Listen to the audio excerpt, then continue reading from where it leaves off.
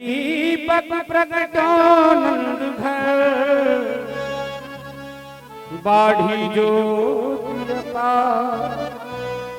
हर हर कर लीजियो आरती। आरती यते पावन पुराण धर्म भक्ति ज्ञान आरती यते पावन पुराण धर्म भक्ति विज्ञान महापुराण भागवत निर्मल महापुराण भागवत निर्मल सुख मुख विगलित निगम कल्पफल सुख मुख विगलित निगम कल्पफल परमानंद सुधा रसमय कल परमानंद सुधा रसमय कल लीला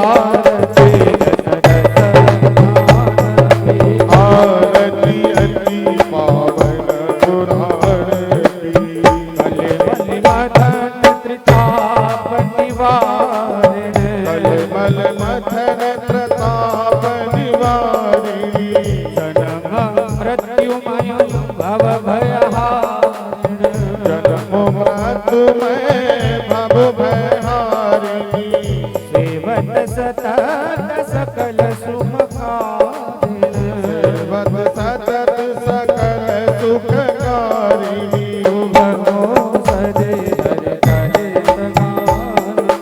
आरती अति पावन पुराण की विषय विलास विमोह विनाशनी विषय विलास विमोह विनाशनी विमल विराग विवेक विकासिनी विमल विराग विवेक विकासिनी भगवत तत्व रहस्य प्रकाशिनी भगवत तत्व रहस्य प्रकाशिनी परमज्योति परमात्म ज्ञानी आरती अति पावन पुराण की परमहंस मुनि मन उल्लासिनी परमहंस मुनि मन उल्लासिनी रसिक हृदय रस रास विलासिनी हृदय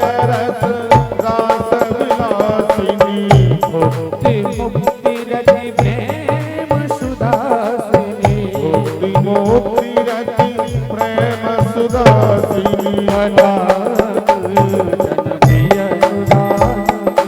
आरती अति पावन पुराण की आरती अति पावन पुराण की आरती अति पावन पुराण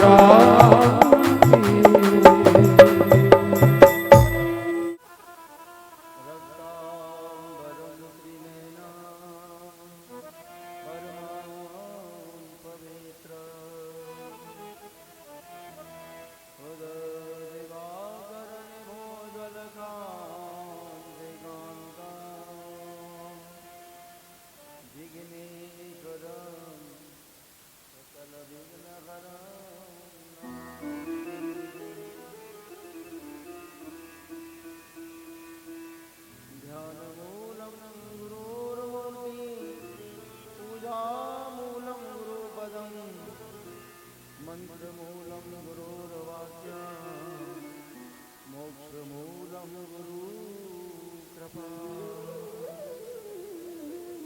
वसुदेवसुतं देवं कंसचारूढमर्दनं देवकी परमानन्द श्रीकृष्णं वन्दे जगद्गुरुम्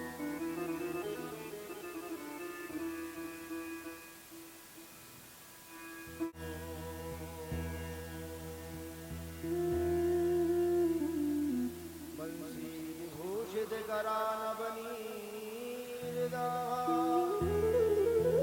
पीतांबर गरुड़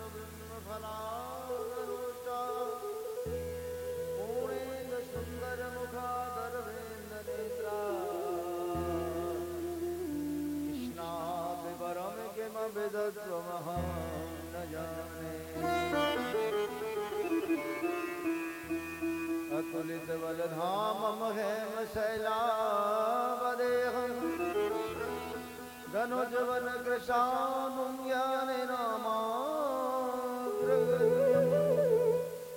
सकल गुण निधानं वानराणामधीशं रघुपति प्रिय भक्तं वातजातं नमामि। बोले हनुमान जी महाराज की जय हो, भागवत भगवान की जय हो, सद्गुरुदेव भगवान की जय हो। जय जय श्री राधे परम पवित्र परम मंगलमय अकारण करुणावान भक्त वांछा कल्प करूं अखंड कोटि ब्रह्मांड नायक श्री राधा सर्वेश्वर भगवान के चरणों में कोटि कोटि बार प्रणाम। सती सावित्री माता बहनों, धर्म ध्वज संत समाज, विप्र समाज, संसार के चर अचर सभी जीवों को मेरा प्रणाम। भागवत जी की कथा प्रारंभ से पूर्व अपने मन वाणी को पावन करने के लिए पहले भगवान का कीर्तन करेंगे, गुणान बात करेंगे और हाथों से करबद्ध सेवा करते हुए कैसे गान करेंगे। गोविंद चलो गोपाल चले आओ,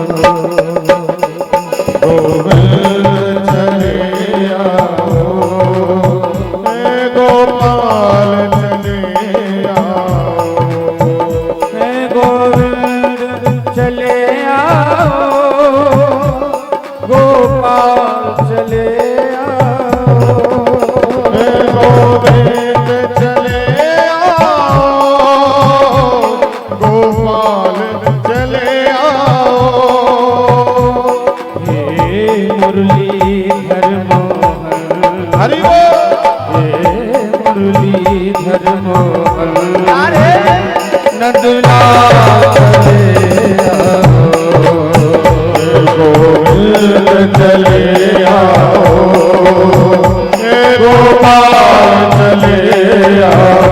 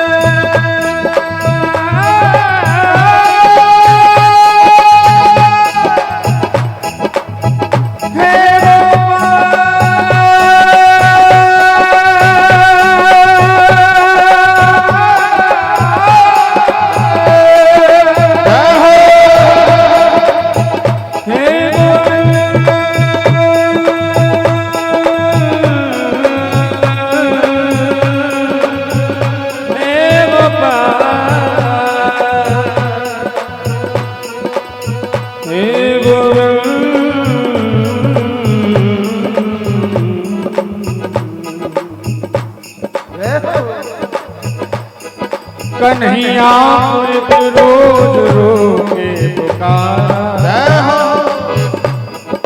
कन्हैया एक रोज रोके पुकारा, कहा अब हूँ जैसा हूँ प्रभु जी तुम्हारा।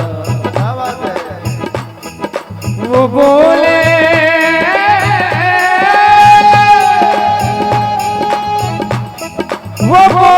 कि साधन किए तूने क्या क्या। मैं बोला किसे तूने साधन से तारा, बोला किसे तूने साधन से तारा, मैं बोला किसे तुमने साधन से तारा। वो बोले वो बोले कि आकर पिया तूने क्या, जय हो। वो बोले कि आकर पिया तूने क्या क्या, मैं बोला तो फिर भेजना मत दोबारा। वो बोले परेशान तेरी बहस से, वो बोले परेशान तेरी बहस से, मैं बोला तो कह दो तू जीता मैं हारा, बोला तो कह दो तू जीता मैं हारा, मैं बोला तो कह दो तू जीता मैं हारा, मैं बोला तो कह दो तू जीता मैं हारा। इसलिए निवेदन है, प्रार्थना है गोविंद, हे गोविंद चले आओ, हे गोपाल चले आओ, हे गोविंद चले आओ, हे गोपाल चले आओ, हे गोविंद चले आओ, गोपाल चले आओ, हे गोविंद चले आओ, गोपाल चले आओ, हे मुरलीधर हे मुरलीधर हे नंदलाल चले आओ, हे गोविंद चले आओ, हे गोपाल चले आओ, हे गोविंद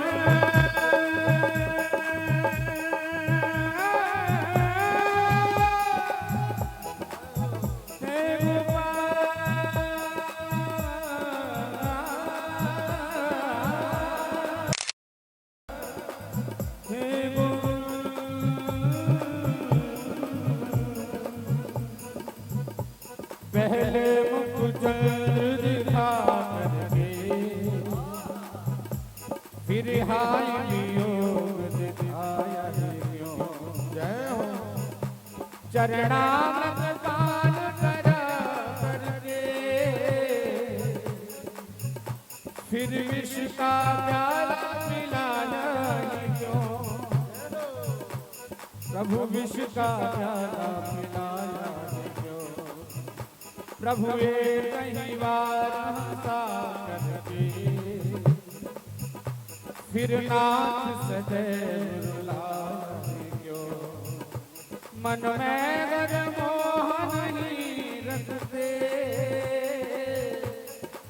तुम मन मोहन नाम धराया क्यों, मनमोहन नाम धराया है, और मनमोहन नाम धराया है क्यों। प्रार्थना है, मेरे बाकी बिहारी मुझ पे कृपा करो, ओ मेरे बाकी बिहारी मुझ पे कृपा करो, कृपा करो कर कृपा करो, ओ कृपा करो कर कृपा करो, गिरिवरधारी मुझ पे कृपा करो, मेरे गिरवरधारी मुझ पे कृपा करो, मेरे बाकी बिहारी मुझ पे कृपा करो, ओ मेरे बाकी बिहारी मुझ पे कृपा करो, मेरे गिरिवरधारी मुझ पे कृपा ओ करो, मेरे गिरवरधारी मुझ पे कृपा करो, मेरे बाकी बिहारी मुझ पे कृपा करो।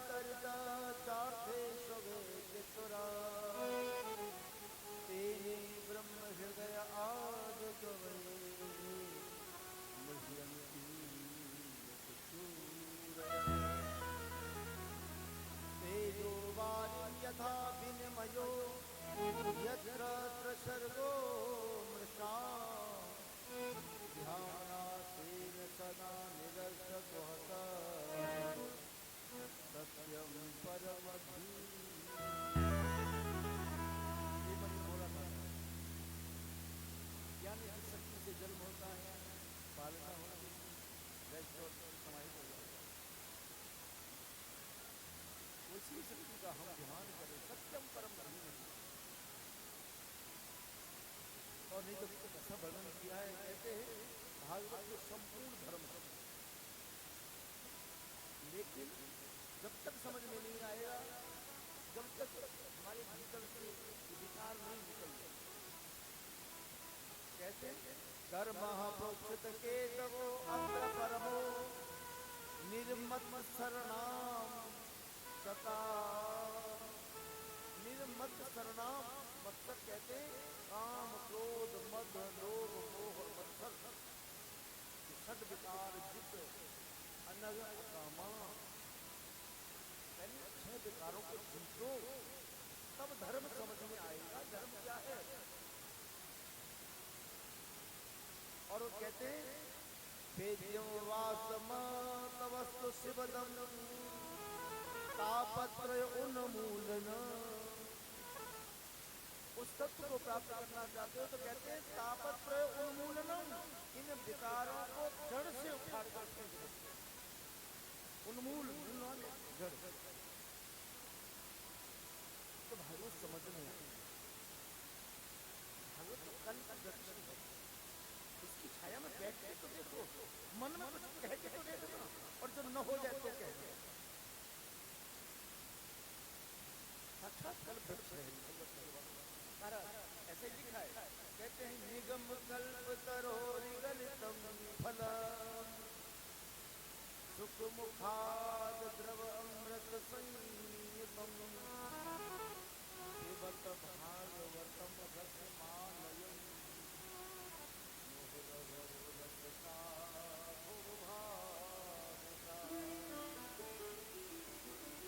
महाराज कह रहे हैं, कहते हैं इसको रसपान करते ना दो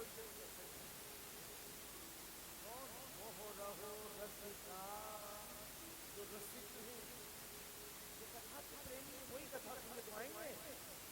और रागनी हरी होती है और फांग हर हो यहाँ का व्यवस्था है करने, कथा के प्रेमी को बिरला है। और एक बात और बताऊंगा आपको, हीरे के खरीदने वाले ज्यादा नहीं होते। कोई जौहरी हीरा खरीदने जाएगा, सब्जी मंडी में तो भीड़ होगी। राम कथा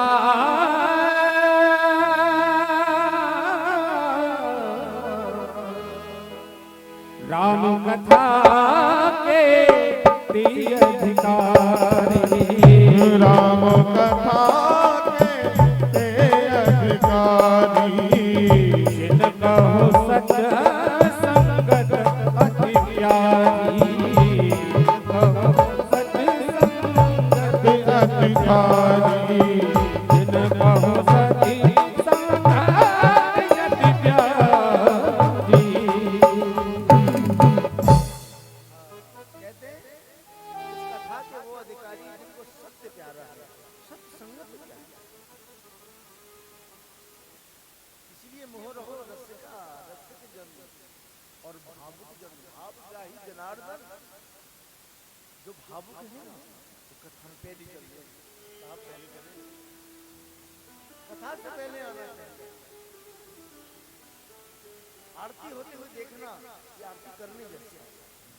कितने भगवान की मंगल आरती होते हुए आपको मिल जाए, भगवान की होती है।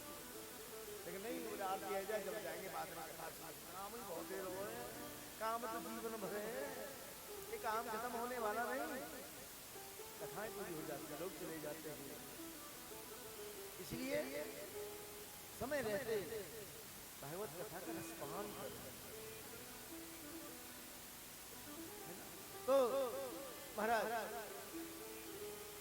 ऐसा ये परिपक्व फल पका हुआ रसपान करना,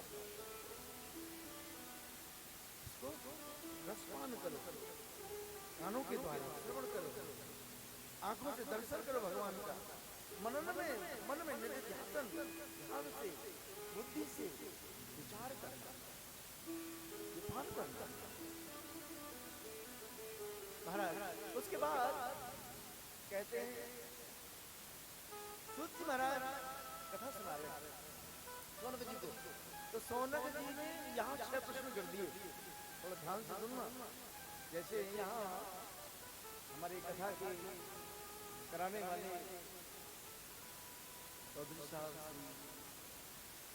सचिन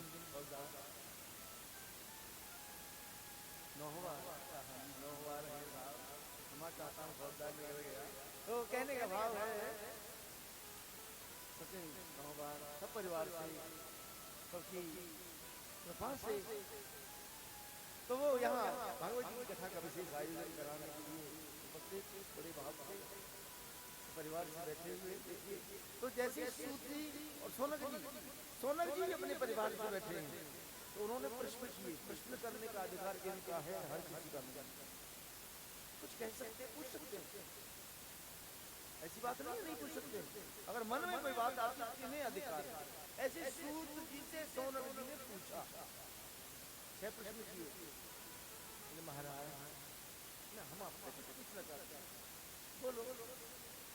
बोले हमारे 4 वेद, 6 शास्त्र, 18 पुराण, 18 उपपुराण, 100 उपनिषद, इतने धर्म ग्रंथ हैं कि पढ़ते पढ़ते जीवन बीत जाएगा पर धर्म ग्रंथ पूरे नहीं होंगे। पर इनका कहने का सार क्या है? समस्त धर्म ग्रंथों का सार क्या है? ये पहला प्रश्न। उसके बाद दूसरा प्रश्न महाराज हमारा ये है कलियुगी जीवों के कल्याण के बारे में। कलियुग में समय हो रहा है। पहले तो बहुत समय अरबर हुआ करती थी, लेकिन जैसे जैसे समय महाराज ऐसा आता गया, आज आयु का पता नहीं 100 वर्ष तो जीना, और अब तो 100 की ना है, 80 पे पहले नहीं भैया, अब तो 40-50 साल के घुटनों में दर्द मारे बैठो ना जाए, है ना? वो क्या गया है? तो कहने का बाबा है कलयुग में समय थोड़ा है, क्या करें? जिसके लिए आए वो प्राप्ति की प्राप्ति होगी। ये हमारा दूसरा प्रश्न। तीसरा प्रश्न है कि भगवान परम शक्ति अवतार धारण करते, भगवान अवतार लेते, बोले हाँ। क्यों लेते? जरा ये भी बता, बड़ा प्रश्नों को ध्यान से सुनना।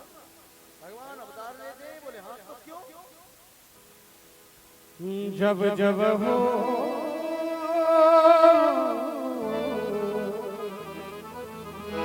जब जब हो धर्म के हानि, जब जब हो धर्म की हानि, बाढ़े असुर अधम अभिमानी, बाढ़े असुर अधम अभिमानी, तब तब धरी प्रभु विविध सजीरा, तब तब धरी प्रभु विविध सजीरा, रहे कृपानिधि सजन पीरा, रहे कृपानिधि सजन पीरा। ऐसे महाराज भगवान अवतार लेते, बोले हाँ, तो उनकी लीलाओं का गान करना। चौथा प्रश्न है भगवान ने क्या अवतार धारण किया, उनकी लीलाओं का गान करना। पांचवा प्रश्न है भगवान श्री कृष्ण यदुवंश में अवतीर्ण हुए, कृष्णी वंश में भगवान श्री कृष्ण की लीला सुनाना, उनका चरित्र सुनाना। और छठवां प्रश्न है हमारा, जब भगवान भी स्वधाम चले गए, थोड़ा विचार करना, यहाँ वो परम तत्व आए और वो भी चले गए, तो फिर धर्म किसकी शरण में गया? विचार करना। इसका मतलब धर्म को भी शरण चाहिए। इसलिए भगवान बार बार कहते थे अर्जुन मैं इसलिए तुम्हारे साथ हूं कि धर्म तुम्हारे शिविर में। जहां धर्म है वहीं परमात्मा है, लेकिन धर्म भी किसी की शरण में जाना चाहता है। धर्म किसकी शरण में गया? ऐसे 6 प्रश्न कर दिए महाराज। अब तो उनके प्रश्नों का उत्तर देना चाहते सूत्र कथा ध्यान से सुनियो, ऐसे एक बार भी समझ में आ जाए। ये नहीं है कि ये कथा सुनाई ऐसे नहीं। तो उनके प्रश्नों का उत्तर देना चाहते हैं तो सबसे पहले गुरु जी की वंदना की। गुरु वंदना करते करनी भी चाहिए। और यहाँ लिखा है भागवत में कि नारायणं नमस्कृत्यं नरं चैव नरोत्तमं देवी सरस्वती व्यास को जय मुदीर ये। तो सूत जी महाराज ने सबसे पहले अपने गुरु को प्रणाम किया। हे गुरु कृपा कर, क्योंकि कहते हैं गुरु के चरणों में अगर सिर झुक जाए तो कुछ बिगड़ता नहीं। माँ बाप के चरणों में सिर झुक जाए तो कुछ बिगड़ता नहीं, कुछ मिलता है। और बिना गुरु के ज्ञान हो नहीं सकता, हो जाएगा गुरु की आवश्यकता है। इसलिए सबसे पहले सदगुरु को प्रणाम किया।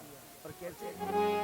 प्रेम की गंगा बहती है गुरुदेव तुम्हारे चरणों में।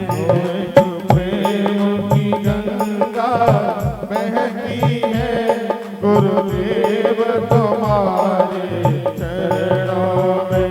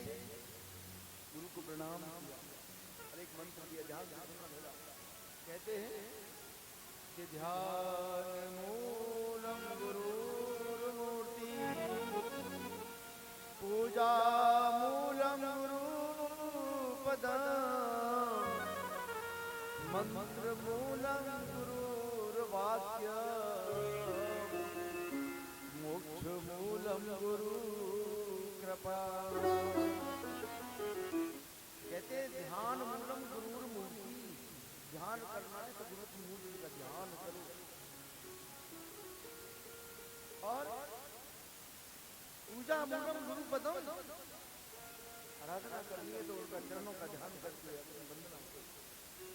और मंत्र क्या है? कहते हैं कि मंत्र मूलम गुरु वाक्यम, गुरु का वाक्य ही मंत्र है। गुरु जो कुछ कह रहे हैं ना ध्यान से सुनना। ऐसी माँ बाप की आज्ञा गुरु वाक्य ध्यान से ऐसे। और और मोक्ष मूलम गुरु कृपा, गुरु की कृपा ही तो मोक्ष का मार्ग है।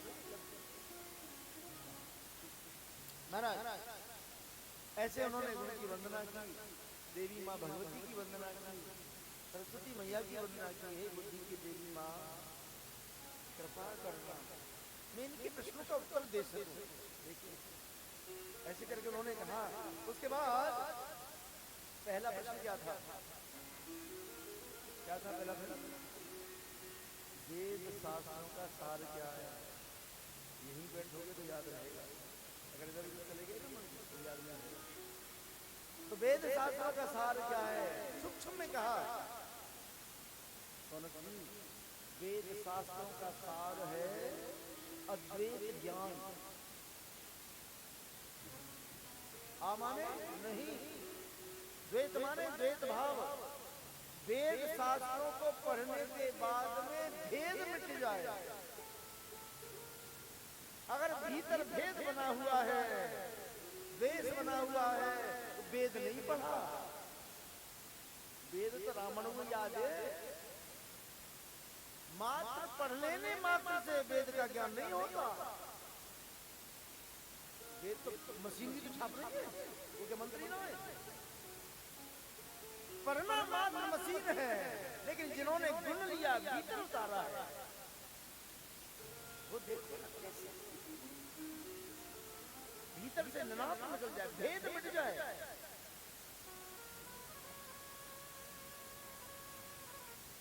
यही तो वेद पढ़ना। कैसे? तुलसी बाबा ने पढ़ा, और तुलसी बाबा ने रामचरितमानस में लिखा है, हमारी ऐसी दृष्टि हो जाए कि सिया राम में सब जग का, सिया राम में सब जग जानी, सिया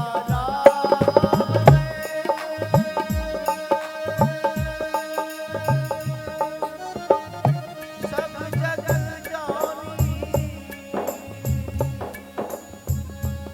रहो प्रणाम जोर जोर पानी, करहु प्रणाम जोर जुग पानी, सिया राम में सब जग सिया राम में सब जग जानी। सुंदर एक ही चौपाई में पूरा अर्थ दे दिया। सिया राम में सब में सीता राम है, इसलिए सबको प्रणाम करो। वेद पढ़ने वाला, पूजा करने वाला अगर भेद करता है, द्वेष करता है, उसके मन में विकार है, वो पूजा नहीं कर रहा, वो धोखा दे रहा, अपने को धोखा दे रहा। क्योंकि भगवान का प्रेमी तो सबसे प्रेम करके चलता है, सद्भाव से जीता है। कोई कुछ बोल भी देगा तो भगवान से ही कहेगा, एक ठाकुर की कृपा करना, इनकी ऐसी स्थिति हुई है। महाराज अब तो मानो पहले प्रश्न का उत्तर दे दिया सुंदर तरीका से। महाराज उसके बाद दूसरा प्रश्न क्या था? कलियुगी जीवों के बारे में। कलियुग में समय धो रो है, कहा करें? विचार करना, समाधि में चले जाए, घर छोड़ के वन में चले जाए, यज्ञ करते रहे, क्या करें? कलयुग में बस पता क्या करना है? कलयुग में तो मात्र कलयुग केवल नाम आधारा, सुमिरत नर पावे भवथा। कलयुग केवल हरि गुण गाहा, केवल हरि का गुणगान करो, वही नाम आधार है।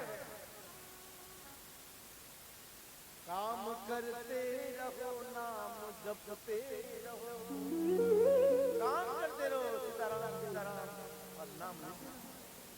पहले हमारे बड़े बूढ़े है ना, दादा मैया सब काम करती थी, है ना, भगवान को नाम लेकर झाड़ू लगा देता हूँ, सीताराम सीताराम सीताराम ऐसे करते। अब तो अब बदल गो, अब तो तो रोटी बनाने तो कान में नजीक लगी है, तो पता नहीं क्या हो रहा है, ये तो समझ में नहीं है। पहले मैया बड़ा भाव से जीवन जीती, वास्तु की घर में रहती थी, सारे काम करती थी और भजन भी करती थी। आज यंत्र ज्यादा हो गए, हम मंत्र नहीं जपते, यंत्र के ऐसे आदमी हो गए कि बिना मोबाइल के बालक नहीं ना यार, बाजा बाजा सांसरी तो 12-1 बजाए दे मोबाइल में। बोले वहां के बिहारी लाल की जय हो। हमें तो 9 बजे नींद आई था, कहने का भाव है ना, यंत्र मंत्र के सहारे जियो, क्योंकि जासु नाम सुमिरत एक बारा, उतरे नर भव सिंधु अपार। नाम स्मरण मात्र से भव सागर से तर जाए। जितनों मन पर है राम को नाम लेते रहे, काम करते रहे सब। और मान लो घर में माला लेके बैठ गए, तो माला लेके कोई बैठ न दे, मैं तो करके देख ली। हाँ भैया माला में कहा दे रहे हो, माला लेके बैठ जाइए, काम की बड़ी है महाराज। तो बहुत सुंदर प्रश्न का उत्तर दे दिया। तीसरा प्रश्न है, भगवान अवतार लेते हैं क्यों? अच्छा विचार करना, भगवान अवतार क्यों लेते हैं? आप सोच रहे होंगे दुष्ट लोगों ने, भगवान कभी दुष्ट के लिए नहीं आते। अगर भगवान दुष्ट के लिए आते तो संसार में असुरता बढ़ती, दुष्टता बढ़ती। भगवान तो भक्त के लिए आते, अपनों के लिए आते हैं। आते हैं राम तो सबरी के लिए आते हैं, हनुमान के लिए आते हैं। राम ने तो वही तो बैठे बैठे मार देते वो, हनुमान कहाँ मिलता? ऐसे प्रेमी भक्त कहाँ मिलते? इसलिए कह रहे हैं भगवान अवतार लेते हैं तो जाग रहे पौरुषम रूपा, भगवान मेघदादि। भगवान जब अवतार लेते हैं पुरुष रूप से प्रकट होते हैं। वेद कहता है ततो विराट जायत विराजो अदिति कहा, भगवान आज पुरुष रूप से प्रकट होते हैं। कैसे? इंद्रादि व्याकुलम लोके, इंद्रादि देवता जब व्याकुल होते हैं, दुखी होते हैं, तो मृदयंती युगे युगे, हर युग में भगवान आते हैं। और विचार करिए भगवान की प्रतिबंध लग हो, एक बार युग में एक ही बार आए, क्या हुआ रहा है? जैसे योगी मोदी जी जो आज हमारे देश के राजा हैं, इनको कोई प्रतिबंध नहीं है, कहीं भी जा सकते हैं। ऐसी भगवान को कोई प्रतिबंध थोड़ी लगाया कि तुम एक ही बार आओगे, कभी भी अपने भक्त के लिए कहीं भी आ सकते हैं, तो स्वच्छंद है, स्वतंत्र है। इसलिए कह रहे हैं भगवान ने गीता जी में कहा है अर्जुन से, अरे अर्जुन यदा यदा हि धर्मस्य ग्लानिर्भवति भारत अभ्युत्थानमधर्मस्य तदात्मानं सृजाम्यहम् परित्राणाय साधूनां विनाशाय च दुष्कृतां धर्म संस्थापनार्थाय संभवामि युगे। धर्म संस्थापना, धर्म की स्थापना के लिए आता है। बिल्कुल इसी मंत्र को तुलसी बाबा ने अभी हमारी सारी बोला था ना कि जब जब होए धर्म की हानि, जब धर्म का हिरास होगा, जब धर्म पर कुठाराघात होगा, लोग धर्म को व्यवसाय बना देंगे, बाढ़ असुर, असुरता बढ़ जाएगी, राज बढ़ रही है। असुरता किसे कहते हैं पता है? जब भाई भाई से बात न करे, बहू माँ से बात न करे, सासू मैया से बोल बोलो, बेटा बाप से बात न करता हो, ये असुरता ही तो है। बाढ़े असुर अधम झूठे लोग बढ़ जाए, अपनों को छोड़कर गैरों के पास बैठने लगे, यही तो असुरता है। और कहते करहे अनीत जाए नहीं वर्णी, ऐसी अनीति करेंगे जिसका वर्णन नहीं हो सकता। राज करने वाले नीति पर नहीं अनीति पर चलेंगे।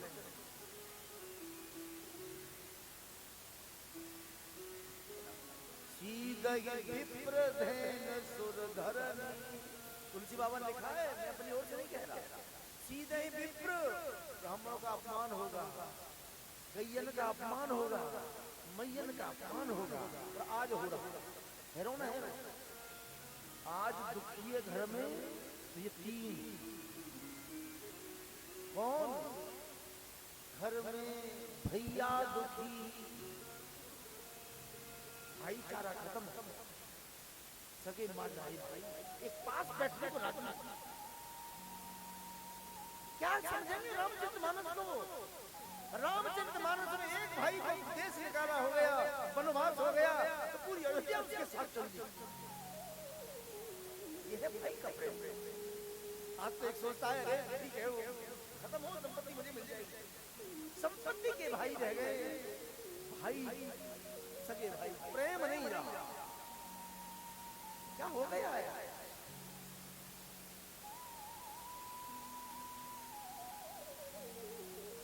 तो घर में भैया दुखी और है मैया दुखी। घर में मैया भी दुखी है, दुखी नहीं है। और जो गैया दुखी, गैया भी जब तक दूध दे तब तक तो घर में सब आ गए, खोल दे किन्नी समझ बोलने की जाती है। ऐसी मैया ने वृंदावन छोड़ दिया, इनसे राजी। और जब इन पर कुठाराघात होगा, तुलसी बाबा ने लिखा है सीधे विप्र धैन सुर धरन, तो तब तब धरे प्रभु विविध शरीरा, तब तब धरे प्रभु विविध शरीरा,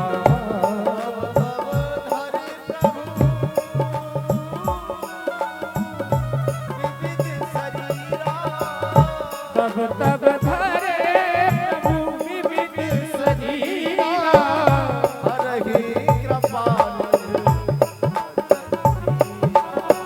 हरहि कृपानिधि सजन वीर।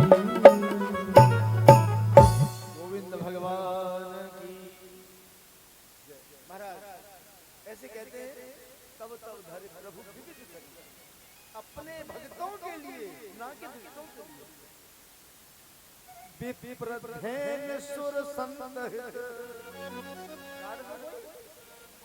कैसे काटते हैं चौपाई को काटो, कहते विप्र ब्राह्मण धैन गैया के लिए, सुरधरणी यानी माँ भगवती पृथ्वी देवी जो धारण करती है, उस मैया के लिए भगवान आते हैं। ये भी उदर में धारण करती है और ये संसार को धारण करती है, इनके लिए भगवान आते हैं। विप्र धैन सुर संदिग्ध लीन मनुज अवतार, निज इच्छा निर्मित तन माया गुण गोपाल। इस माया से परे वो तत्व प्रकट होता है जिसे भगवान कहते हैं। समग्र ऐश्वर्यवान, समग्र शक्तिवान, ऐश्वर्य समग्रस्य धर्मस्य यशस्स्य ज्ञान वैराग्योश्य वसनाम भगवती ऋण, जिसमें ये 6 भग हैं वही भगवान है। भग जिसमें विद्यमान है वही तो भगवान है। तो समझते हैं तो करो, हमें नहीं लगा। ऐसे उन्होंने सूत महाराज ने कहा देखो भागवत जी में 24 अवतारों का वर्णन है। कभी भगवान प्रथम सनकादिक ऋषि के रूप में प्रकट होंगे, भागवत में वर्णन आएगा 12 रूप, कभी नारद रूप में, कभी कहते हैं भगवान नारायण कपिल रूप से प्रकट होंगे, दत्ता तेरे के रूप में, कभी प्रभु रूप में, कभी ऋषभदेव, ऐसे कभी 12 रूप, ऐसे कहते 24 अवतारों का वर्णन। व्यास भी भगवान के अवतार थे जिन्होंने भागवत को रचा। अब थोड़ा ध्यान से सुनना। कहते इस वर्तमान चतुर्युगी के तीसरे द्वापर में, ये जो वर्तमान चतुर्युगी चल रहा है, इसके तीसरे द्वापर में राजा वसु की कन्या सत्यवती के उदर से महर्षि पाराशर ऋषि के वरदान से व्यास जी का प्रागट्य हुआ। और व्यास जी ने 17 पुराण रचे। अग्नि पुराण, बारहा पुराण, मार्कंडेय पुराण, भवस्य पुराण, ये सारे ऐसे 17 पुराणों की रचना की। महाभारत जैसे ग्रंथ को रचा व्यास जी ने। अपने शिष्यों को पढ़ाया।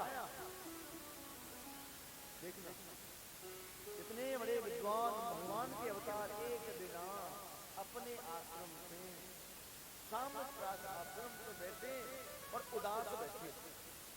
देखियो ज्ञानी है पर उदास बैठे। अब जब उदास है तो उधर से नारद जी का आना है। नारद जी आए, कहते हैं कि पूजया मास विधि नारदम सुर पूजितम। बड़े भाव से नारद जी की अर्चना बनना की दिखाया। नारद जी बोले, व्यास जी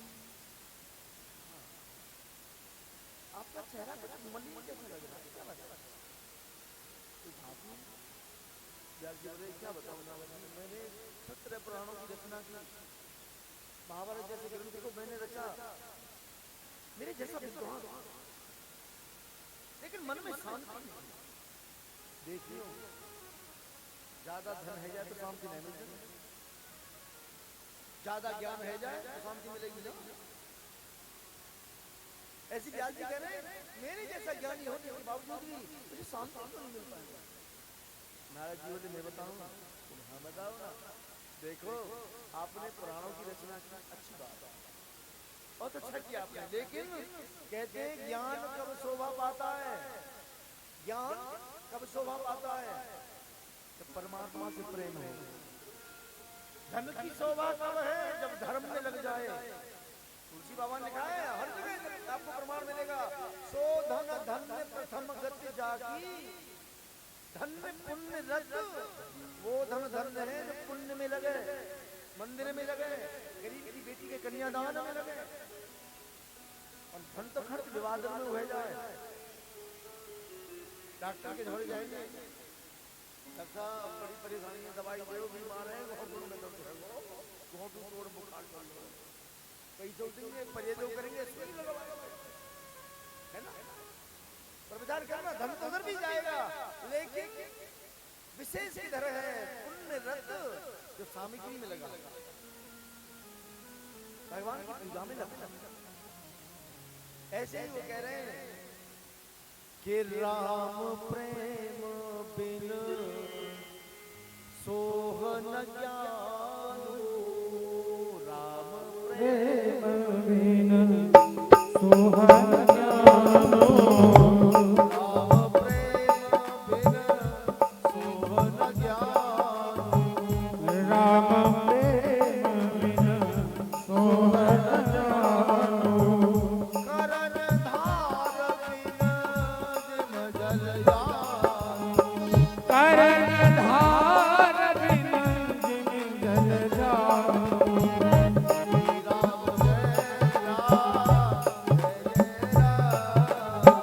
श्री राम जय राम जय जय राम।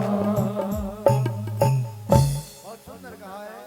व्यास जी से कह रहे हैं, नारद जी देखो, राम प्रेम बिन सोह न ज्ञान, बिना परमात्मा के ज्ञान शोभा नहीं पाता। अब परमात्मा से प्रेम करते हुए ऐसे ग्रंथ की रचना करते तो शायद शांति मिल जाती। और सुनो, योग कुयोग ज्ञान अज्ञानो, वो योग योग नहीं है जो भोगों के लिए सीखा जाए। जो रामदेव जी सिखाते हैं ना, ये योग नहीं है, ये योग नहीं है, ये तो योगा है, फिटनेस। स्वस्थ कैसे रहा जाए, हाँ कमाल भाल करो, ऐसे लौट जाओ, ये तो योगा है भाई। योग माने है जुड़ना, ऐसे साधना करो, प्राणायाम करो और एकाग्र हो जाओ, ईश्वर से जुड़ जाओ, उसे कहते हैं योग। पहले सिखाए गए जोड़ दो, योग करो। योग माने जोड़ना, ईश्वर से जुड़ जाना, उसे योग कहते हैं। और योग वो योग नहीं जो भोगों के लिए सीखा जाए, और वो ज्ञान नहीं जो धन कमाने के लिए सीखा जाए। आजकल वैज्ञानिकों तो बम बनाए ना, जो हैकर होते हैं वो मोबाइलों को हैक कर लेते हैं, सारा सिस्टम हैक कर लेंगे। ज्ञान तो उनको भी है, लेकिन वो हानि पहुंचाते हैं। और एक एथिकल हैकर होते हैं जो देश की मदद करते हैं। किसी की मदद करो ना, ऐसे नहीं। तो चलो कहने का भाव है, कह रहे नारद जी वो योग नहीं, वो योग है, वो ज्ञान नहीं, अज्ञान है जो धोखा देने के लिए सीखा जाता है। नहीं जहाँ राम प्रेम परिधान, जो परमात्मा के प्रेम की प्रधानता नहीं है, वो योग और ज्ञान नहीं है। महाराज अब तो देखना, ऐसे करके अब बता रहे नारद जी, ओ व्यास जी बोले हाँ, मैं आपको अपने जीवन की घटना बताता हूँ, क्योंकि भी आप भी थी। भगवान की कृपा की विशेष बात बताता हूँ आपको, और सुनिए। आपने 17 पुराण रचे, कोई ऐसा पुराण रचो जो परमात्मा के प्रेम में डूब गए हो। हमने अपने आप को दर्शाया मैं ज्ञानी हूँ, ऐसी कथा वाले आएंगे, कथा सुनाएंगे, थोड़ी रुकेंगे। हम हांगकांग गए, हम सिंगापुर गए थे, हम गए थे, हमने वहां कथा करी, हम अमेरिका गए थे। अरे काई को पागल बनाए रहो, परमात्मा की कृपा हो गई इसलिए वहां जाना हो गया, ये तो ठीक था। जब अपनी लगाते हैं ना, समझ लेना ये वो होता ज्ञान है।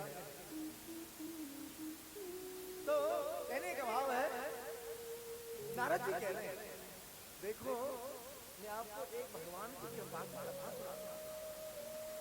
मैं दासी का पुत्र था पिछले जन्म, मेरा जब हुआ ना महाराज, कुछ समय उपरांत मेरे पिता श्री की मृत्यु हुई। मैं 5 साल का था। मैया मुझे वहां से लेके इन वेदवादी ब्राह्मणों के घर आ गई, टहल करने लगे। टहल करती सेवा करती, तो कहते हैं एक दिन ब्राह्मणों के यहाँ पे संत महात्मा आए चतुर्मास के लिए।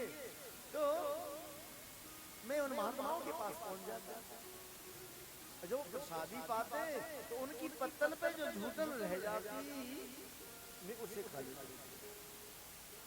यानी संतों की उच्छिष्ट जो प्रसादी है उसे कह रहे हैं नारद जी, मैं पाता और मेरी बुद्धि उस उच्छिष्ट से बदल। संत कभी अपनी पत्तल पर झूठ नहीं छोड़ेंगे। अच्छा पढ़ा लिखा विद्वान जो आचार्य, जो गुरुकुल और गुरु जी की सानिध्य में रहकर आया है, संत सानिध्य में रहकर आया है, वो अपनी थाली में छोड़ेगा नहीं। पता कर लेना, अगर अपनी थाली में ब्राह्मण छोड़ गया है तो गुरुमुखी नहीं है। शास्त्र कहता है खाओ मन भर और छोड़ो मत कण भर।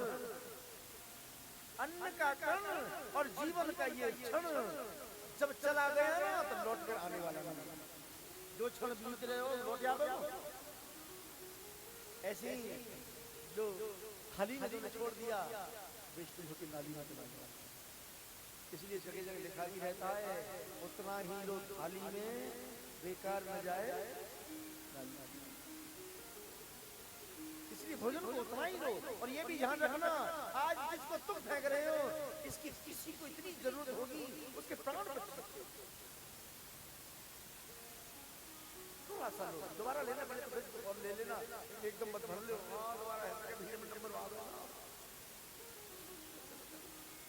तो वो कह रहे हैं उनकी पत्तल से ऐसे ऐसे शीत प्रसादी झूठी प्रसादी उठा के खा लेता। मेरा मन बदल गया। एक दिन जब महात्मा जाने लगे तो मैंने कहा बाबा बाबा। संत महात्मा बोले हाँ बेटा। बाबा मेरा मन करता है मैं आपके साथ चलूं, आप मुझे ले चलना। संत महात्मा बोले बेटा अभी तुम्हारे पास मातृ ऋण है, घर में माँ बैठी हो और तुम महात्मा हो जाओ तो संभव नहीं। ये सत्य नहीं कि तुम तुम्हारी भक्ति सफल हो जाए, क्योंकि बिना माँ के आशीर्वाद के कोई महात्मा हो नहीं सकता। अब माँ कौन पूछ रहे हो? अब ना भैया कौन हमें मनमुखी है ना, गुरुमुखी नहीं है। बिना माँ के भगवान भी गुरु नहीं महाराज, उस पद को प्राप्त नहीं कर सकते। माँ बाप की आज्ञा नहीं तो राम को ब्रह्म बना दिया। उनकी आज्ञा का पालन करो जैसे भी है। ये मत सोचना कि माँ लड़ती है पिताजी लड़ते हैं, अब वही लड़ रहे भाग्यशाली हो, और जिस दिन चले जाएंगे ना तो तरस जाओगे कहीं चार्ज कहने वाला नहीं रहा। बाप का साया जिसके सिर पर है, जब बाप का हाथ जिसके सिर पर है वो सबसे बड़ा धनवान है। और जिसके घर में माँ बैठी है उससे परम भाग्यशाली दूसरा। सुकून तो माँ की गोद में और निर्भय रहता है बाप के बल पर।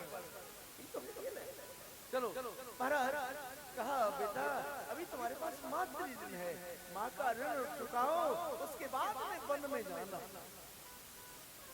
ठीक है। और हम मंत्र देते थे यही रह के भजन करो, मंत्र दे दिया नमो भगवते वासुदेवाय। घर में रहते वही भजन करते। एक दिन मैया दूध दोहन के लिए गई, सांप ने डस लिया मैया की मृत्यु हुई। नारद जी कह रहे व्यास जी क्या करता? गांव वालों ने अंत्येष्टि क्रिया करी। उसके बाद मैं अपने घर को छोड़कर यमुना किनारे मधुबन के समीप चला गया और वहां जाकर मैं भगवान का भजन करता, ध्यान करता। ओम नमो भगवते वासुदेवाय ऐसे घोर तप किया। कहते भगवान ने नारायण ने दर्शन दिया और दर्शन देकर कहा वत्स ऐसे ही जीवन व्यापन करो और ऐसे ही जीवन बिताओगे तो अगली बार मेरे खास पार्षद बन जाओगे। नारद जी कह रहे मैं ऐसे उस वाणी को मैंने सुना, अनुभव किया और उसके बाद इस शरीर को पूर्ण किया तो अगली बार मैं भगवान का प्रथम पुत्र नारद के रूप में प्रकट हुआ। एक दिन महाराज कहते हैं नारद जी कह रहे हैं मैंने अपने पिता ब्रह्मा जी से पूछा, पिता महाराज मुझे कल्याण का मार्ग प्रशस्त करो, कल्याण कैसे होता है? तो ब्रह्मा जी कहते हैं बेटा कल्याण का मार्ग तो यह है भगवान नारायण का भजन करना ही। नारायण बोले हाँ वही तो सबके आश्रय, वही तो आधार है। बोले आप नहीं? बोले ना। ब्रह्मा जी कहते हैं बोले मैं तुझे बताता हूँ, देख मेरा आसन एक कमल पे था और मैंने आधार को खोजना चाहा, आधार नहीं मिला। आवाज हुई तपह तपह, अरे ब्रह्मा तप करो तप करो। ब्रह्मा जी कह रहे हैं मैंने घोर तप किया, फिर भगवान नारायण ने मुझे दर्शन दिया और चतुर्श्लोकी भागवत का ज्ञान दिया। भगवान नारायण ने भागवत को पहले ब्रह्मा जी को कहा और ब्रह्मा जी कह रहे हैं ये ज्ञान मुझे नारायण ने दिया। वही चतुर्श्लोकी भागवत ब्रह्मा जी ने नारद जी को कही और नारद जी ने व्यास जी को कही। उन्हीं 4 मंत्रों के आधार पर व्यास जी ने 18,000 मंत्र बना दिए। 335 अध्याय, 12 स्कंद, एक ऐसे मोटे ग्रंथ की रचना की और अपने शिष्यों को पढ़ाया, पुत्रों को पढ़ाया। पर भागवत को समझ न सके। जब नहीं समझ सके तो उन्होंने उस तत्व का आह्वान किया जिसने अमर कथा सुनी। सुखदेव बोले सुखदेव भगवान की।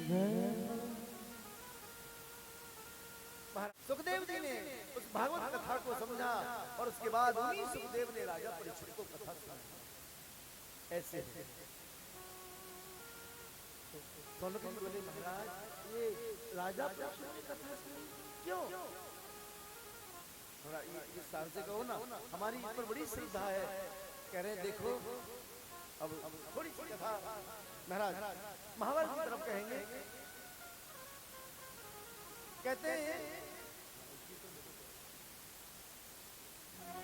गोविंद गोविंद हे गोपाल नंदलाल कृष्ण गोविंद गोविंद हे गोपाल नंदलाल कृष्ण गोविंद गोविंद हे गोपाल नंदलाल कृष्ण गोविंद गोविंद हे गोपाल नंदलाल हे गोपाल नंदलाल हे गोपाल नंदलाल हे गोपाल नंदलाल हे गोपाल नंदलाल हे गोपाल नंदलाल हे गोपाल नंदलाल गोपाल नंदलाल हे गोपाल नंदलाल कृष्ण गोविंद गोविंद हे गोपाल नंदलाल कृष्ण गोविंद गोविंद हे गोपाल नंदलाल गोविंद गोविंद हे गोपाल नंदलाल कृष्ण गोविंद गोविंद हे गोपाल नंदलाल गोविंद गोविंद हे गोपाल नंदलाल कृष्ण गोविंद गोविंद हे गोपाल नंदलाल गोविंद गोविंद हे गोपाल नंदलाल कृष्ण गोविंद गोविंद हे गोपाल नंदलाल। जब कौरव और पांडवों के बीच में युद्ध प्रारंभ हुआ, घमासान युद्ध हुआ। 18 अक्षौणी सेना 18 दिन आपस में लड़के लड़ते रहे। अंतिम दिन भीमसेन और दुर्योधन का गदा युद्ध हो जाता। कहते हैं ये दुर्योधन एक सरोवर में जाके छुप गया। जब छुप गया तो महाराज अब तो भीम बोले केशव अब तो हमारी विजय हो गई, क्यों ना विजय सिंह का संगनाद कर दूं। भगवान बोले देखो भीम भैया जब तक दुर्योधन जिंदा है तब तक ऐसा नहीं करना। फिर उसे कहाँ खोजे उसका तो पता ही नहीं। बोले कहीं तो मिलेगा, चलो खोजते हैं। महाराज भगवान साथ में है, पांचों पांडव धीरे धीरे खोजते खोजते उस सरोवर के पास पहुंचे। भगवान ने कहा भैया भीम भैया हाँ केशव देखो इस सरोवर की स्थिति कैसी है, मुझे तो लगता है दुर्योधन यहीं आके छुपा है। अच्छा बोले हाँ। तो कहते भीम ने ललकार लगाई, अरे धूल यहाँ आके छुपा है। अरे तूने युद्ध का डंका पहले बजाया, युद्ध की चेतावनी तूने दी, युद्ध का फैसला तेरा था, पर आज तू युद्ध से भाग पड़ा। अरे वीरों की तरह जी तो नहीं सका, वीरों की तरह युद्ध कर और वीर गति को प्राप्त हो। ऐसे जब ललकार लगाई कहते हैं दुर्योधन सरोवर से निकल कर कहता है हे भीम मैं कायर नहीं हूं। बोले कायर नहीं है तो फिर छुप क्यों रहा है? बोले मैं अपने भाइयों के क्रोध की आग को ठंडा कर रहा हूं। तुम लोगों ने हमारे भाइयों को धोखे से मारा, तुमने धोखा किया। देखो धोखा स्वयं ने किया हर कदम पर, और आज दूसरों को धोखेबाज कहते हैं। अच्छा अगर ऐसी बात है तो देख आज का युद्ध निर्णायक युद्ध होगा। धर्मराज बोले देखो दुर्योधन तुम अपना प्रतिनिधि चुन लो, जिससे भी युद्ध करना चाहते हो, जिस शस्त्र से युद्ध करना चाहते हो। हम पांचों से तुम किसी से भी युद्ध कर लो, अगर तुम जीत गए तो तुम्हारी विजय होगी, तुम राज करना हम हार जाएंगे। भगवान बोले धर्मराज अपने हाथ आई हुई विजय को तुमने ऐसे सहज निकाल दिया, क्या जरूरत है इसी बात बोलने की? लेकिन देखना दुर्योधन कहता है मैं मारना तो तुम पांचों को चाहता हूं, तुम में से पहले जो मरना चाहता है वो मुझसे युद्ध कर सकता है। लेकिन अगर प्रतिद्वंदी चुनने की बात है तो मैं भीम से गदा युद्ध करूंगा। महाराज दोनों ने गदाओं का चयन किया और युद्ध के लिए तैयार हुए। कितनी देर में दाऊद जी आ गया। जैसे ही दाऊद जी आए भगवान सोचने लगे, बोले बनी बनाई बात बिगड़ गई है। तो कभी तक तो महाराज बात समझ जाती, कन्हैया को कुछ कर देते, लेकिन समझ गए कोई बात नहीं। भगवान ने कहा दाऊद प्रणाम, तुम बड़े हैं ना, देखो आप ठीक समय पर आए हो। आपके ये दोनों ही सिद्ध हैं, दुर्योधन भी आपका सिद्ध है, भीम भी आपका सिद्ध है। आप इन्हें आशीर्वाद दो ना। दुर्योधन आशीर्वाद लो। दोनों ने प्रणाम किया, दाऊद ने आशीर्वाद दिया। उसके बाद कहा युद्ध का आदेश तो दाऊद, अंतिम युद्ध है ये। दाऊद जी ने आदेश दे दिया युद्ध प्रारंभ हो। और देखना गदाएं टकरा, गदाओं का युद्ध हो रहा है और आपस में टकराती है तो गदाओं से बिजली जैसी निकलती है, चिंगारी निकलती है। युद्ध होते होते काफी समय हो गया। जब दुर्योधन गदा मारता है ना, भीम को लगती है तो भीम कराहा जाता है। इधर से भीमसेन गदा मारते हैं, दुर्योधन को लगती है, दुर्योधन हंसता है, कहता है अरे भीम और बलपूर्वक मार, जोर से मार। देखना क्यों कि माँ का कवच पहने हैं।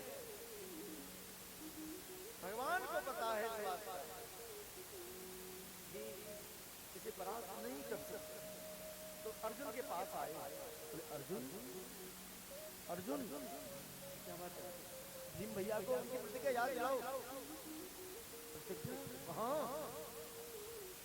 उन्होंने युद्ध की अभय में जो प्रतिज्ञा की थी, तो जमुना तोड़ने की प्रतिज्ञा की है सब। तो बोले ये गदा युद्ध के विरुद्ध है, क्योंकि गदा का प्रहार नाभि से नीचे नहीं किया जा सकता। भगवान बोले तो क्या भीम भैया अपनी प्रतिज्ञा, जब दुर्योधन मर जाएगा, मरे हुए की गंगा तोड़ेंगे क्या? अर्जुन बोले नहीं केशव ये मेरे से नहीं होगा। बोले हार हो जाएगी। बोले हो जाने दो, ठीक है देखो। भगवान उठाड़े तमाशा देखने, थोड़ा विचार करना। भगवान दूर नहीं जाता, हर समय उनको चिंता रहती है अपने भक्त की। सोच रहे थोड़ी देर से चुप रहे, फिर बोले अर्जुन अर्जुन कह दो ना। नहीं मैं नहीं कर सकता। अच्छा और देखिए भगवान बोले जब तू नहीं कहेगा तो मुझे कहना पड़ेगा। ये तुम भगवान को अपना मानो सही, हर समस्या का निदान भगवान के पास है। भगवान बोले वाह बजरे भैया वाह, क्या बात है। और जोर जोर से चिल्लाने लगे तो दाऊद बोले हे केशव क्या है ये? चुपचाप खड़े हो गए युद्ध देखो। नहीं दाऊद युद्ध तो देख रहा हूँ, देखो कैसा भीम भैया का पैतरा कैसा काटा है इन्होंने। ये तो गदा का प्रहार प्रशंसनीय था। बोले प्रशंसनीय था? अरे भीम को गदा लगी है, प्रशंसनीय पैतरा है। चुपचाप खड़े हो गए युद्ध देखो, देख रहे हैं। फिर उसके बाद में युद्ध होते होते भगवान से नहीं रहा गया। भगवान बोले वाह बजरे भैया वाह, क्या बात है। इसका मतलब क्या है? भगवान कह रहे हैं अरे जीव संसार में रहते हुए अपने कर्तव्य कर्म को तू कर और देख मेरी तरफ एक बार, एक बार मेरी तरफ देख तो सही। भीम ने सोच ही बनाए देर से चिल्ला रहे भगवान देखो तो सही। तो भगवान वहीं देखिए, भगवान बोले मजली भैया यहाँ मार। जानते थे वो ये और कहीं से नहीं मरेगा, यहाँ से कच्चा है और दोनों कार्य पूरे हो जाएंगे, दुष्ट की मृत्यु हो जाएगी, तुम्हारी प्रतिज्ञा पूर्ण हो जाएगी। भगवान के कहने से भीम ने ऐसे गदा को पकड़ा और जोर से वार किया। दुर्योधन उछला और गदा एकदम जैसे जंगा पे लगी और धाम से नीचे गिर पड़ा। जब नीचे गिर पड़ा महाराज इसके बाद उसकी छाती पर पैर रख लिया, मिसलने लगा। इतने में धर्मराज आ गए, नहीं नहीं भीम ऐसा मत करो, ये महाराज भी है, भाई भी है, इसका ऐसा अपमान मत करो। दाऊद जी को क्रोध आ गया। दाऊद जी बोले, आज के बाद ये किसी का अपमान करने लायक ही नहीं रहेगा, मैं भीम को जिंदा नहीं छोड़ूंगा। अरे धूर्त, तूने गुरु की गरिमा को तोड़ा है, युद्ध मर्यादा को तोड़ा है। अरे कायर, मुझसे युद्ध कर। जब दाऊ गदा लेके मारने के लिए बढ़े ना, तो दोनों के बीच में भगवान आ गए। तो भगवान आ गए, भगवान ने कहा, दाऊ दाऊ मेरी बात सुनो। दाऊ बोले, क्या कहना चाहते हो तुम, और तुम कहोगे ही क्या? भगवान बोले, दाऊ मैं अगर कुछ नहीं कहता तो बीच में नहीं आता, मेरी बात तो सुनो। बोले, तुम क्या कहोगे भीम के बचाव में? दाऊ मैं बचाव में कुछ नहीं कहूंगा, मैं मानता हूं भीम भैया ने मर्यादा को तोड़ा है, मैं मानता हूं भीम ने गलती की है, पर दाऊ ये मर्यादा पक्षपात करती है क्या? क्या मतलब? तुम्हारा शिष्य अगर मर्यादा तोड़ दे तो कोई बात नहीं, तुम्हें क्या पता दाऊ इस धूर्त दुर्योधन ने जुआ का खेल कराया। भरी सभा में धर्मराज की पत्नी को निवस्त करना चाहता। उसी समय भीम ने प्रतिज्ञा की कि मैं इसकी जंगा तोड़ दूंगा। एक देवी को भरी सभा में बेइज्जत करना, ऐसी जंगा को टूट नहीं था दाऊ। और सुनो, आप कहते हो इसे भीम ने मर्यादा तोड़ी है, इन लोगों ने कब मर्यादा को पालन किया? आपके भांजे को जब युद्ध का नियम था कि एक रथी से रथी लड़ेगा, महारथी से महारथी युद्ध करेगा, एक से एक लड़ेगा, इन 7 महारथियों ने अभिमन्यु को अकेला घेर के मार दिया। उस समय कोई मर्यादा नहीं थी। तो सारी बात सुनी, दाऊ की समझ में आ गया, गलती की ऐसे इसलिए तो टूटना था। बोले, ठीक है केशव, तो तुम्हारी बात सुन के सहमत हूं, लेकिन फिर भी भीम ने ठीक नहीं किया। भाई ऐसे करके जब चले जाते हैं ना, ऐसे धर्मराज पांडव जो खड़े, भीम का सिर नीचे टिका हुआ। जब दाऊ चले गए, भगवान बोले भीम से, मजले भैया क्या बात है, कैसे सिर झुका लिया? दाऊ की बात का बुरा मत मानना, दाऊ तो ऐसे ही है, मन में नहीं रखते, कोई बात है। और फिर क्या हो गया? मैं तो तुम्हारे साथ हूँ। भगवान ये कह रहे हैं, जीव संसार तुझसे मुंह फेर ले, कोई बात नहीं, मैं तेरे साथ हूँ, इसलिए सिर क्यों झुका रहा है? मैं हूँ ना, और तूने मेरे कहने से किया है, राजी कर दिया। चलो छोड़ दो इसे, मरणाधुनी स्थिति में पड़ा रहने दो धूप को। यहाँ से 5 पांडव छोड़ के चले। अब देखना यहाँ से भागवत में लिखा, यदा मृदे कौरव संजयाना वीर सथो वीर गतिम गतेषु प्रकोदरा विदिगदा विमर्शा भगनेर दंडो धृतराष्ट्र पुत्रे। कहते यदा मृदे कौरव संजयानाम, कौरव और पांडवों के पराजय अंतिम दिन भीमसेन ने प्रकोदरा विदिगदा विमर्शा, प्रकोदर भीम ने गदा के प्रहार से दुर्योधन की जंगा को ऐसे तोड़ दिया जैसे कोई हाथी पेड़ को तोड़ दिया। भगनोर दंडे धृतराष्ट्र पुत्र, धृतराष्ट्र के पुत्र को मरणासन स्थिति में छोड़कर यहाँ से सब के सब अपने अपने शिविर में चले जाते हैं। दुर्योधन करा रहा, थोड़ा ध्यान से सुनना कथा। मरणासन स्थिति में चील के हुए उसके तरफ दौड़ रहे उधर 3 व्यक्ति निकल कर आए झाड़ियों में से। कौन? अश्वत्थामा जो आज भी अमर है, कृतवर्मा, कृपाचार्य, ये 3 निकल कर आए। देखा कहा गुरु पुत्र को देखा दुर्योधन ने कहा गुरुपुत्र अश्वत्थामा कृतवर्मा कृपाचार्य आप लोग जीवित हो? हाँ महाराज दुर्योधन और हमने ये युद्ध भी देखा कि किस तरीका से इन लोगों ने धोखे से को परास्त किया।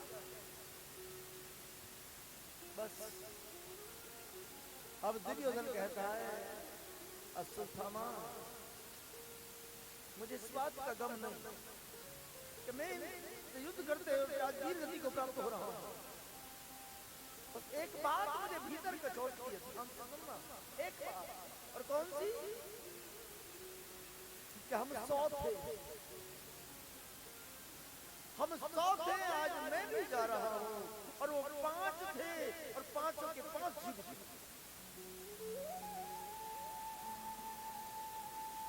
कदाचित उनमें से एक वीर व्यक्ति को प्राप्त हो जाता तो ये सुकून मिल जाता कि एक को तो मार दिया हमने।